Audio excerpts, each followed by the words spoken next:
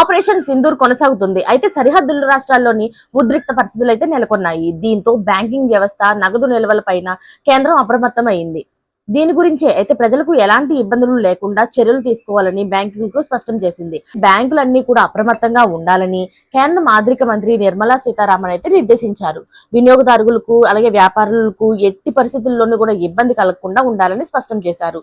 Operation Sindoor, Bharat అలాగే పాక్ మధ్యన ఉద్రిక్తల వేళ ఆర్థిక మంత్రి అయిన నిర్మలా సీతారామన్ బ్యాంకులకు కీలక ఆదేశాలు ఇచ్చారు. అవి ఏంటి అంటే అంతరాయం లేని సేవలు అందించేందుకు చర్యలు తీసుకోవాలని సీతారామన్ ఆదేశించారు. అయితే సైబర్ భద్రత సన్నద్ధతలపైన ఆర్బీఐ బ్యాంకులు, ఎన్పిసిఐ బీమా సంస్థలు ఉన్నతాధికారులతో నిర్వహించిన సమావేశాల్లో నిర్మలా సీతారామన్ సూచనలు అయితే ఇచ్చారు. అవి ఏంటంటే సవాళ్లతో కూడిన సమయంలో ఆర్థిక స్థిరత్వాన్ని నిర్ధారించడంలో బ్యాంకింగ్ అలాగే ఫైనాన్స్ రంగంలో పాత్ర కీలకమని ఆమె పేర్కొన్నారు. అయితే అదే సమయంలోని నగదు లావాదేవీలు, విత్డ్రాల్ పైన జరుగుతున్న ప్రచారాన్ని ఖండిస్తూ వినియోగదారులకు సమాచారం అందేలాగా చర్యలు తీసుకోవాలని సూచించారు. అంతేకాకుండాను ఏటీఎంలో నాటిలోని సరిపడా నగదు అందుబాటులో ఉంచాలని, యూపీఐ సర్వీసులు సజావుగా సాగేలాగా జాగ్రత్తలు తీసుకోవాలని, ఆకస్మిక పరిస్థితులను ఎదుర్కొనేలాగా సిద్ధంగా ఉండాలని నిర్దేశించారు.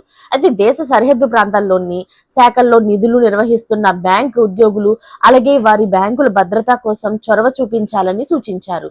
ఈ విషయంలో భద్రతా ఏజెన్సీలతో ఖచ్చితంగా సమన్వయం చేసుకోవాలని కేంద్ర మంత్రి అయిన నిర్మలా సీతారామన్ బ్యాంకులకు ప్రతినిధులకు ఆదేశించారు. అయితే చూశారు కదా ఫ్రెండ్స్, మనకు ఎలాంటి ఇబ్బందులు కలగకుండా అయితే అంటే బ్యాంకుల తరపు నుంచి ఎలాంటి ఇబ్బందులు కలగకుండా చూసుకోవాలని చెప్పి ఆవిడైతే చెప్పడం జరిగింది.